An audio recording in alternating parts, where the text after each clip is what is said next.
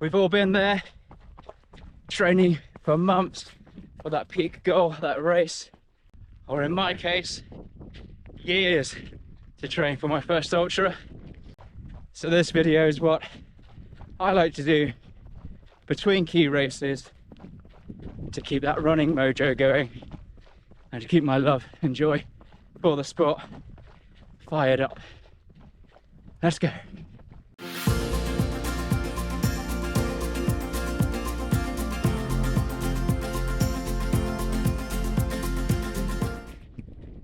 We're a week on, we're 8 days past Race to the Stones 100 kilometers, my first ultra run.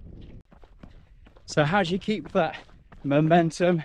How do you keep that running mojo once you're past that peak race, that target goal? What do you do next?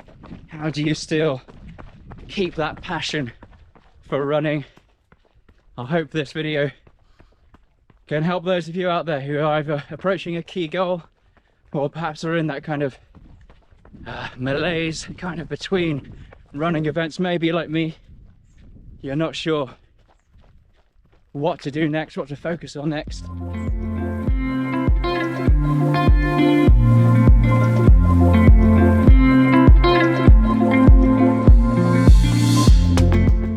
So the first thing I like to focus on after a key race is rest and recovery. So I don't really worry about running or getting out and moving too much. You know, I don't worry about fitness. All I'm worried about is recovering and letting my body kind of absorb the training effect of that race. And unlike training, no pressure. If I feel like foam rolling, I'll foam roll. If I feel like stretching, I'll stretch. But generally just ease it right back. Just soak in that race and kind of bask in the glory of your achievement for a bit. And make sure you're getting enough sleep. You're still eating okay, giving your body what it needs to recover. But pretty much all the things that you might have been slightly stressing about or quite strict with in training, just take a break from those things for a little while. For me, that'll be a couple of weeks, 2 or 3 weeks, and just ease off with the pressure. So first one, rest, recovery, just soak in that training and that race.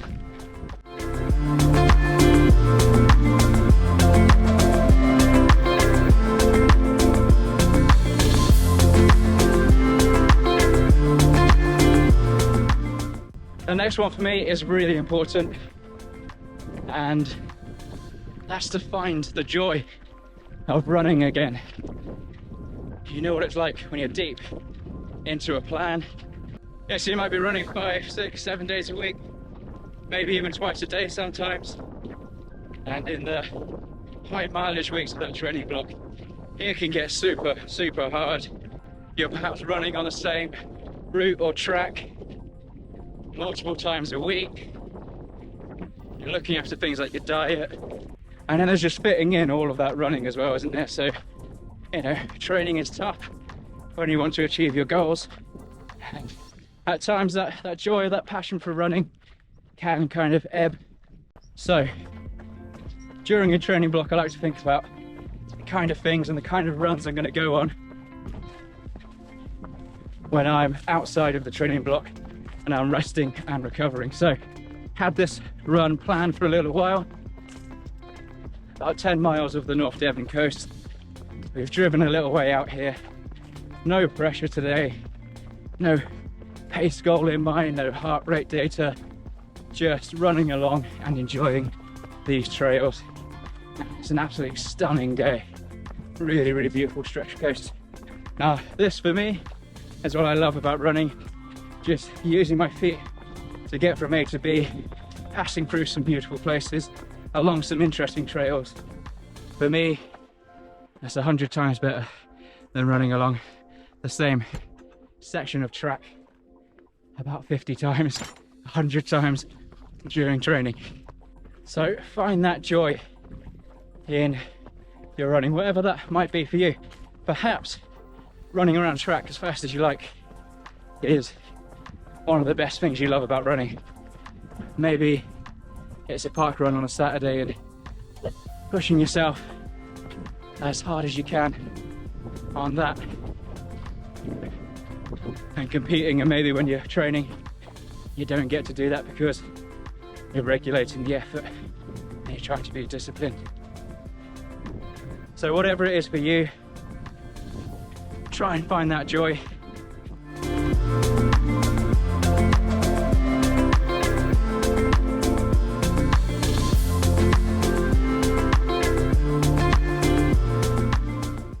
Next up, another really important one I think, is to reflect on that key race. Reflect on that training block. What went well? What didn't go so well? What might you do next time? Now for me, Race to the Stones, I'm still in the process of reflecting on it. There are some really obvious things that I learned on race day, and there are some things that are going to come to me once I spend a little bit more time just thinking and reflecting on, okay, what could I do differently? How could I have done that race better? And I like to jot these thoughts down, and I'll be making a future video. Will be coming out soon, as soon as I finished jotting those thoughts down. But I think it's a good idea.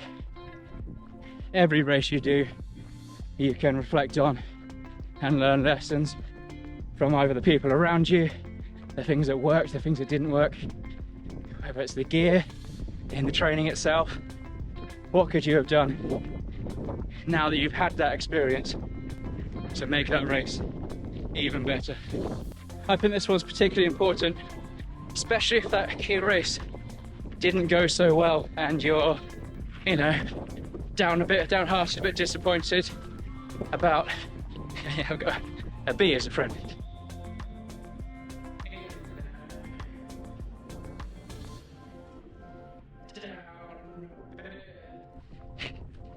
Maybe you're a bit downhearted and disappointed about how the race went. That's obviously perfectly natural. But by reflecting on it, looking at the things that went well and what didn't, what you could do next time, well, hopefully kind of train your mind to focus on some of the things that are positive, and then turn the things that didn't go so well into positives for the next time.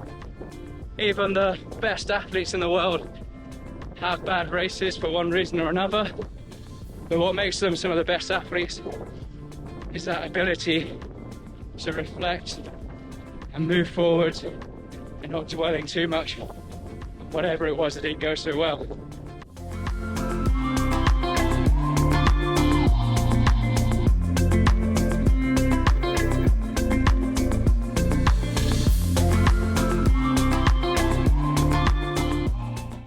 Another way of keeping that running mojo going is, before you've even finished your key race, have the next race lined up, or at least the next distance kind of sorted and lined up in your head. You did the race, you did the training, you achieved what you set out to achieve, so what's next? And you can avoid losing that mojo by having that race lined up in your calendar. Obviously keep it a fair distance away from your last race, but having that thing on your calendar, for me, is a really good way of keeping focused and keeping that momentum going. When I spoke about finding joy on your running, I'll tell you what, this coastline really helps. Have a look at that.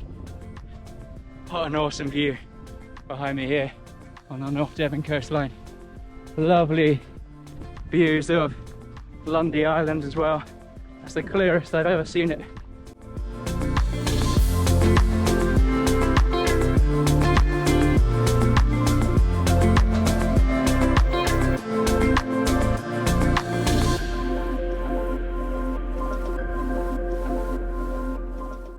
Now my final piece of advice, and it's a bit kind of ambiguous, there's two sides to this one. So first up, If you're feeling a little bit tired of running to structure and to plan, feel free to give yourself a break. Find that joy that I talked about earlier. Do the running that suits you, go at the pace that you feel like on that day. If you want to do a speed session, do a speed session. If you want to go for a long run, short run, recovery run, whatever it might be, you decide. And that can help find that running mojo again. Sometimes in the midst of running through a plan and sticking quite religiously to it, that can get a little bit tiring in itself. Or if you know you're likely to not push yourself out for a run once you've had that peak race, try and get what's called a maintenance plan in place for after your peak race. So it's not as hard as your marathon training plan or whatever training plan you might have been doing, but it keeps that level of fitness going. It's not necessarily maintaining that peak level of fitness, but it's allowing you to stick to a structured plan, get out there. If you're one of those people, a bit like me, I like to have a plan and have that structure most of the time. And it just helps you get out the door when you know there's a run coming. It's on the plan, it's on the calendar, you've committed to it. You can get out there and do it. Sometimes if you're just sort of going off your own thing, it can be easy to, shirk those harder runs for something a little bit more easier. So a maintenance plan is a really good choice. 80-20 do one, and the idea really is to allow you to keep running, maintain some level of fitness, but allow that fitness to drop a touch so that when you come to running and training for your next event, whatever that might be, you're not peaking, you're not trying to maintain that high level of fitness all the time. Running scientists, running coaches have found that trying to do that leads to stress, injuries. So at the moment, the current thinking is to take some time off, allow that fitness to drop a little before building it back up and building it back up better next time. So like I said, a bit of a double-edged one there. Go off plan. That's what I'm planning to do for the next week or two. And then once I'm ready, I'll start that maintenance plan. Right, that's it for me. I hope that's helped with just some thoughts post-event, keeping that running mojo going. I'll be really interested to know how you maintain your running mojo after a peak event. Is there anything that you do differently to me?